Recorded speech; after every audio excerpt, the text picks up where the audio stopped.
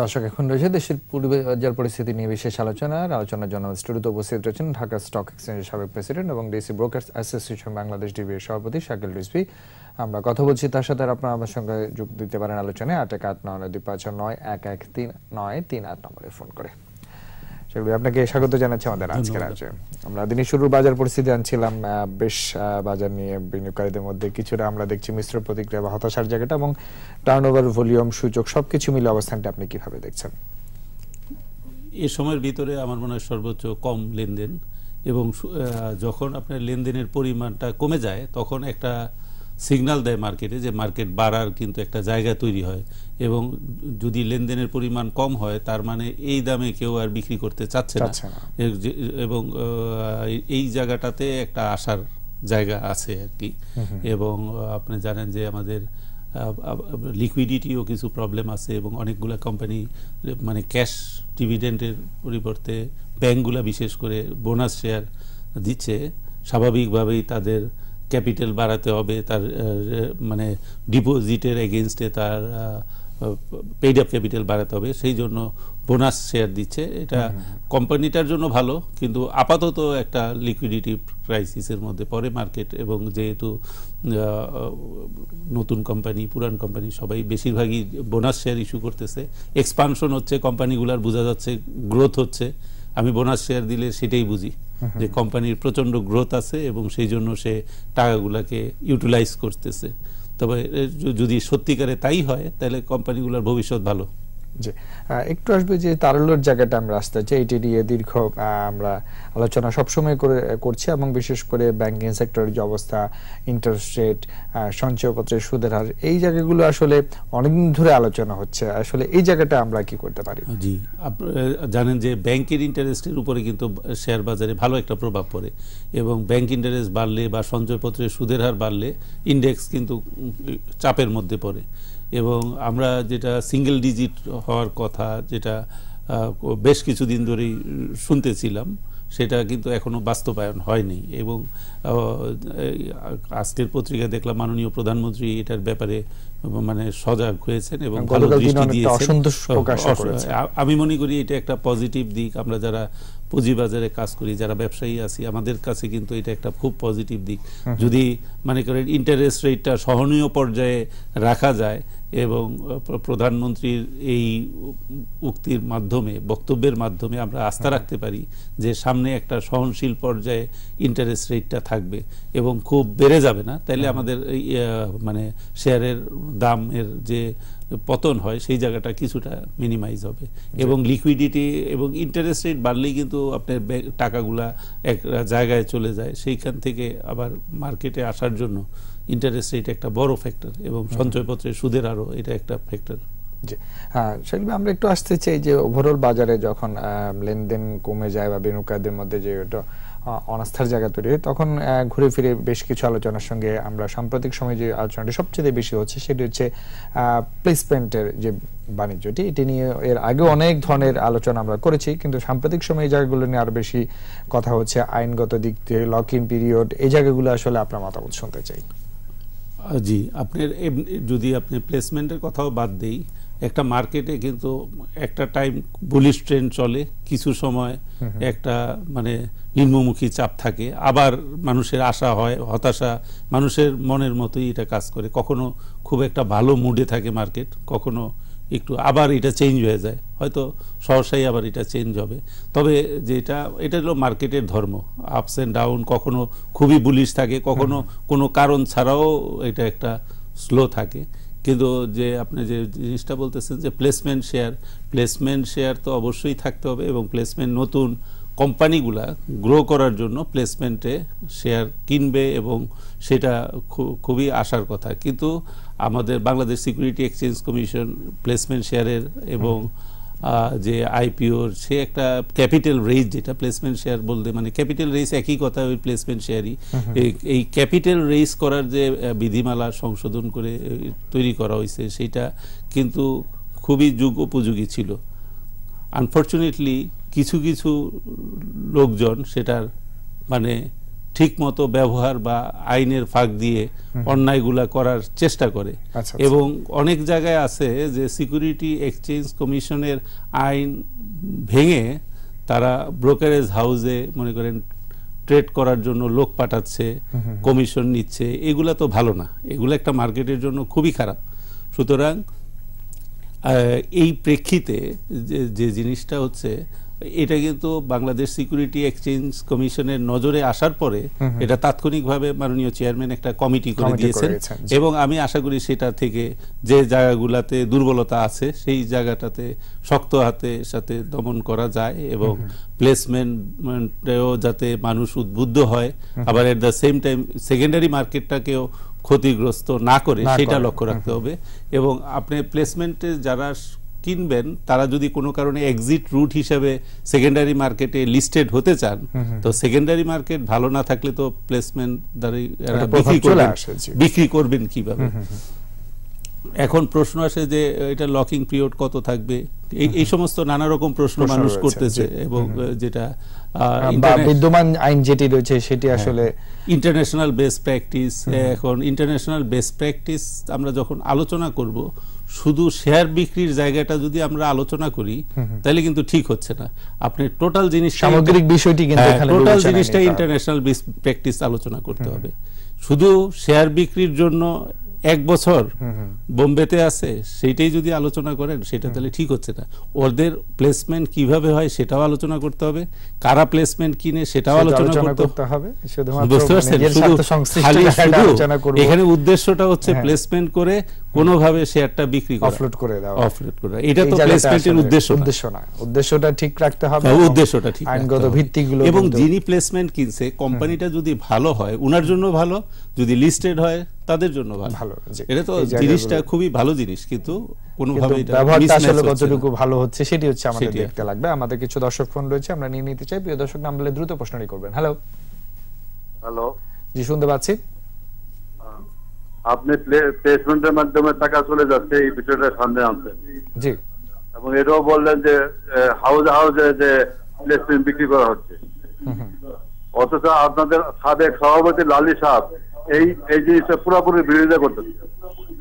এখন আপনাদের মধ্যে যদি মিল না থাকে তাহলে বিষয়টা সমাধান করবেন কেন? জি, এটি আসলে যার ব্যক্তিগত মতামত, আমরা আইনগত দিক আসলে কি আছে সেটি দেখতে লাগবে। জি, ঠিকই আছে, হয়তো কারো ব্যক্তিগত মতামত ভিন্ন হতে পারে, আমার মতের সাথে রাজীবের মত ডিফারেন্ট করতে পারে, তবে আমাদের রেগুলেটর কিন্তু সবার মতকে নিয়ে একটা কমিটি করেছেন, সবকিছু তারা। আমার যেটা প্রশ্ন হলো যে আপনি আমার মত বা রাজীবের মত কে কি বললো সেই জায়গায় যাওয়ারই দরকার নেই। আপনি ইন্টারন্যাশনাল বেস্ট প্র্যাকটিস সেটাতেই যান, বাজারের জন্য যেটা সেটাই যান। আপনি শুধু শেয়ার বিক্রির জায়গাটা ইন্টারন্যাশনাল বেস্ট প্র্যাকটিস বলেন না, শুধু শেয়ার বিক্রির জায়গাটা আপনি বলতে হবে।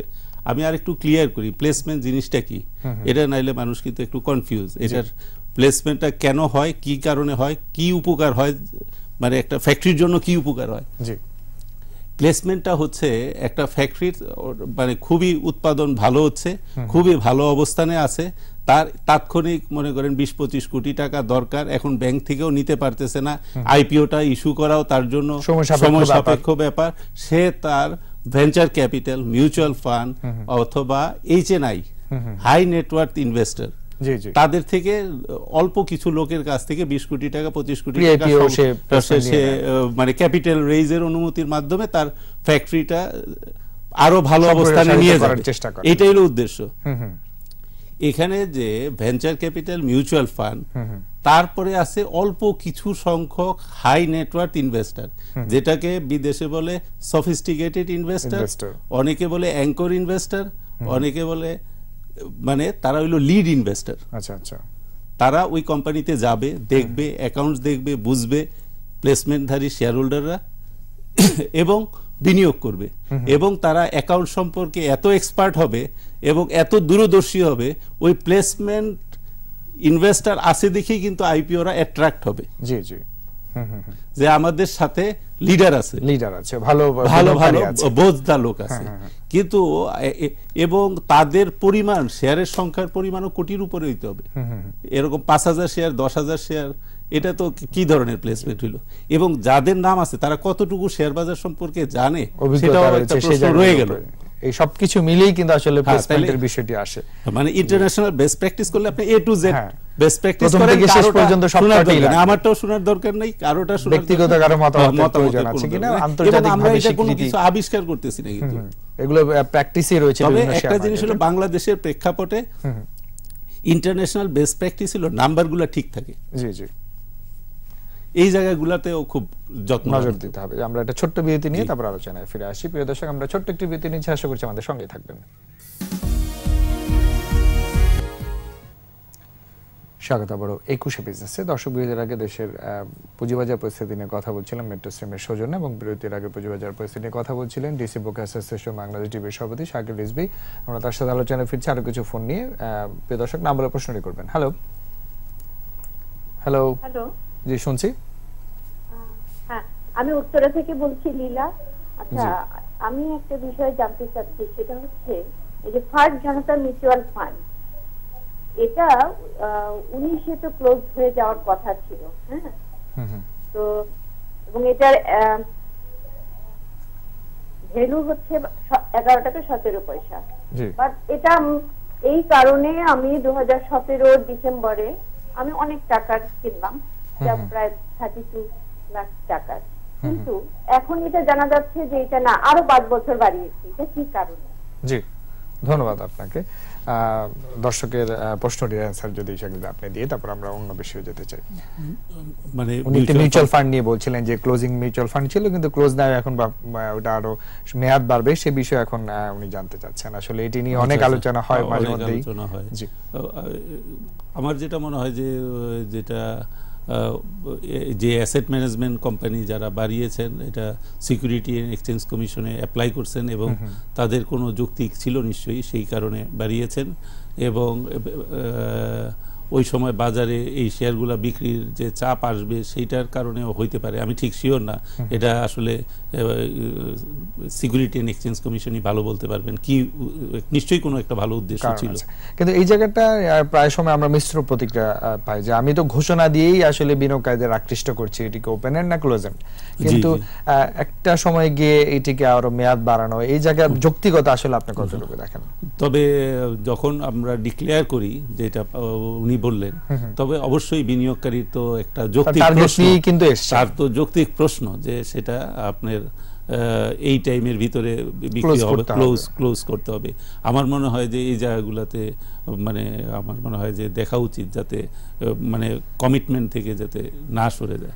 কিন্তু বাজার মনে করেন এই মিউচুয়াল ফান্ড যদি বিক্রি করতো, বাজার হয়তো কমতো তাদের ফান্ডগুলা, কিন্তু যারা বিনিয়োগকারী তাদের মতামতের তো প্রয়োজন আছে, কারণ আমি যদি বিনিয়োগকারী থাকি আমি তো তার 10 বছরের জন্য বিনিয়োগটা করেছি। সেই জন্যই অনেক কারেক্টিভ মেজার নিতে গেলে বাজারে কিছু মানে আপনার প্রবলেম হবে, আপনার কোনো কিছু সংশোধন করতে গেলে প্রাইসে প্রবলেম হবে, কিন্তু লং রানে কিন্তু ভালো। জি, আমরা আর কিছু দর্শক ফোন রয়েছে, ফোনগুলো নিতে চাই। প্রিয় দর্শক, নাম বলে প্রশ্ন করবেন। হ্যালো হ্যালো হ্যালো, জি শুনছি। হ্যালো, আসসালামু আলাইকুম। জি, প্রশ্নটি করবেন। হ্যালো, আসসালামু আলাইকুম। আমরা শুনছি, আপনার প্রশ্নটি করুন। জি, আমি ঢাকা থেকে সাইফুল্লাহ বলছিলাম। জি বলেন। মোহাম্মদ সাইফুল্লাহ। জি, আমার প্রশ্ন হলো যে আমরা জানি যে ক্ষুদ্র বিনিয়োগকারীদের জন্য বাজেটে ওই 25,000 টাকা পর্যন্ত ডিভিডেন্ডের উপরে কোনো কর থাকবে না, কিন্তু বাস্তবে দেখা গেছে যাদের টিন আছে, যারা ইটিএন নাম্বার যাদের আছে ওদের কাছ থেকে 10 টাকা পাইলো 1 টাকা কেটে নেয়, আর যাদের ইটিএন নাই তাদের 10 টাকা থেকে 1.5 টাকা কেটে নেয়। তো এইটা কি ঢাকা স্টক এক্সচেঞ্জ কর্তৃপক্ষ এটা কি জানেন না ওনারা? এই যে ক্ষুদ্র বিনিয়োগকারীরা এই যে এই কথাটা এই যে বাজারে যে পাশ হলো, অবশ্যই কোন নিয়ম রয়েছে, আমি আলোচনা করার চেষ্টা করছি। শাকিল ভাই আছেন এখানে, আমি একটু বুঝিয়ে দিচ্ছি জিনিসটা। আগে ছিল 25,000, এখন আমাদের মনে হয় 25,000 ডিভিডেন্ডের উপরে ট্যাক্স মাফ আছে।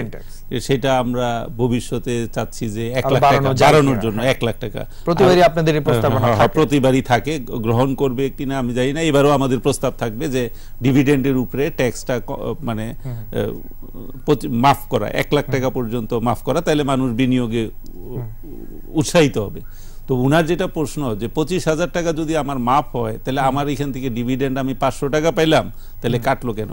আসলে আপনি এই টাকাটা ফেরত পাবেন, আপনি যে কাটা অংশগুলা যদি আপনি যখন ইনকাম ট্যাক্সের রিটার্নে দিবেন, আমি একটু উদাহরণ দিয়ে বলি, মনে করেন আপনার ডিভিডেন্ড ইনকাম হইছে 1 লাখ টাকা, ট্যাক্স যোগ্য ইনকাম, তার মধ্যে আপনার 25,000 টাকা যদি ডিভিডেন্ড ইনকাম হয়, আগে 25,000 টাকা ইনকাম ট্যাক্স কর্তৃপক্ষ বাদ দিয়ে দিবে যে এটা তো ট্যাক্স ফ্রি ইনকাম, এটা ধরা যাবে না, এখন বাকিটুকুর উপরে সেটি ট্যাক্স দিতে হবে। এখন আপনি যোগ করবেন যেই কোম্পানিগুলো কেটে নিছে, সেটা আপনি যখন ট্যাক্স পে করবেন তখন বলবেন এটা আমার আগেই পেমেন্ট হয়ে গেছে, এই অংশ অ্যাডভান্স ইনকাম ট্যাক্স পেইড হয়ে গেছে, ওই হিসাবটা যদি আপনি রাখেন তাহলে এই 25,000 টাকা আপনি ট্যাক্স ফ্রি পাবেন। আপনি হিসাব রাখবেন কত অ্যাডভান্স কেটে নিছে, যখন আপনার অ্যাসেসমেন্ট যখন করবেন, না অ্যাসেসমেন্ট যখন হবে তখন আপনি বলবেন যে আমি অলরেডি পেইড, আমার এই টাকাগুলা আমার থেকে কেটে নিছে, এটা কাটার কথা ছিল না, এই 25,000 উপরে তো ফ্রি, আমার এই টাকার উপরে আপনি কাটছেন। 25,000 বার তো সবাই যাচ্ছে না, কেউ 1,000 এ যাচ্ছে, কেউ 5,000 এ যাচ্ছে, সেই ক্ষেত্রে তারা কি এই সলিউশনটাই কি তাদের? এইখানে দুইটা জিনিস আছে, একটা হলো যার 3 নাম্বার আছে তার বেলা হলো অ্যাসেসমেন্ট হচ্ছে, কেটে নিলে সে ফেরত পাওয়ার সুযোগ আছে, পাবে, অবশ্যই পাবে, সুযোগ না শুধু পাবেই, পেতে বাধ্য। আর যার 3 নাম্বার টিএনই নাই, এটাতে ক্লেম করবে কিভাবে? না সেইখানে তার ক্লেম করার কোনো সুযোগ নাই, কারণ হলো গভর্নমেন্ট উৎসাহিত করে আপনি টিএন করেন, আপনি রিফান্ড নেন। আচ্ছা আচ্ছা, মানে রিফান্ড না, যদি আপনি টিএন না করেন নিরুৎসাহিত, আপনি কেটে নিচ্ছে আর কি, বুঝতে পারছেন?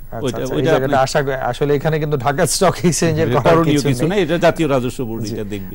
আমরা শুরুতে যে আলোচনায় ছিলাম, আমি প্লেসমেন্টের ভালো মন্দ নিয়ে আবার একটু আসতে চাই। এটি নিয়ে আমরা একটা মিশ্র প্রতিক্রিয়া দিচ্ছি, যে কেউ বলছেন পক্ষে বিপক্ষে, আসলে কিন্তু পক্ষে বিপক্ষের কিছু নয়, কিছু নাই, ইন্টারন্যাশনাল বেস্ট প্র্যাকটিস যেটি বাজারের জন্য ভালো, আমরা সেটি নিয়ে আলোচনা করছিলাম। এবং আপনি যদি চিন্তা করেন, যদি ভালো প্লেসমেন্ট কোম্পানি যদি লিস্টেড হইতো, এই বাজারে যে পরিমাণ কোম্পানি লিস্টেড হইছে, একটা অভূতপূর্ব চেঞ্জ হইতো, বুঝতে পারছেন? এখন হচ্ছে কি, মনে করেন যে কোম্পানির টাকার দরকার নাই তাতেও প্লেসমেন্ট করা হচ্ছে, তার সেল বাড়বে কিনা সেটাও জানা হচ্ছে না, কারণ অ্যাঙ্কর ইনভেস্টর বা এইচএনআই যেটা বলতেছি, এখানে এইচএনআই এর ভূমিকা তো সেটা উল্লেখযোগ্য না, ইন্টারন্যাশনাল বেস্ট প্র্যাকটিসের মতো দেখা যাচ্ছে না। তাতে হচ্ছে কি, মনে করেন একটা কোম্পানির পেইড আপ ক্যাপিটাল 5 কোটি আছে, তার একটা সেল আছে 5 কোটি টাকা বা 10 কোটি টাকা, তারে নিয়ে দিলাম 50 কোটি টাকা, কি কারণে দিলাম? লাভটা কি হচ্ছে? কি লাভ হচ্ছে? তার কি সেল বাড়তেছে? যদি সেল বাড়ে, তার যদি উৎপাদন 10 গুণ বেড়ে যায়, তাহলে তো 10-এ 10, তো যিনি প্লেসমেন্ট কিনছে তারেও ভালো পুরস্কার দেওয়া উচিত, আর যারা আইপিওতে কিনবে সেও পুরস্কৃত হবে। হ্যাঁ, এখন হচ্ছে কি, একটা কোম্পানি 2 বছর যারা প্লেসমেন্ট করছে, ওই কোম্পানির কি হবে তারা চিন্তা হইতেছে না, 2 বছর পরে এটা যদি 40 টাকায় বিক্রি করা যায়, তাহলে তো 4 গুণ প্রফিট। এবং নামে বেনামে প্লেসমেন্ট ধারণ করে এই জায়গাগুলো যাতে না হয়, সেই জায়গাটাই কিন্তু আমরা আলোচনা করার চেষ্টা করি। প্লেসমেন্ট কোনো দোষের কিছু না, প্লেসমেন্ট থাকবে, আইপিও থাকবে, হ্যাঁ, মানে নিয়মের মধ্যে থেকে যাতে মানে দুর্ঘটনা না ঘটে, সেই জায়গাটাকে অ্যাড্রেস করা, এটাকে অন্যভাবে চিন্তা করার কোনো সুযোগ নেই। আচ্ছা আচ্ছা, আমরা আলোচনা করছিলাম আজকের যে বিষয়গুলো নিয়ে। আমরা আশা করছি বিএসসিসি যে কমিটি করে দিয়েছে, দাদা সকলের মতামত নিয়ে এই জায়গাটা আসলে সুন্দর একটি সমাধানে আমরা যেতে পারবো, এবং বাজারের জন্য যেটা ভালো হবে সেই জায়গাটাই আমরা পাবো, সেই প্রত্যাশা রাখছি। আপনাকে অনেক ধন্যবাদ আমাদেরকে সময়। আমিও আশাবাদী আপনার সাথে। ধন্যবাদ। প্রিয় দর্শক, এতক্ষণ দেশের পুঁজিবাজার পরিস্থিতির নানা দিককরণ নিয়ে কথা বলছিলেন ঢাকা স্টক এক্সচেঞ্জের সাবেক প্রেসিডেন্ট এবং DC brokers association of Bangladesh ডিবির সভাপতি শাকিল রিজভী।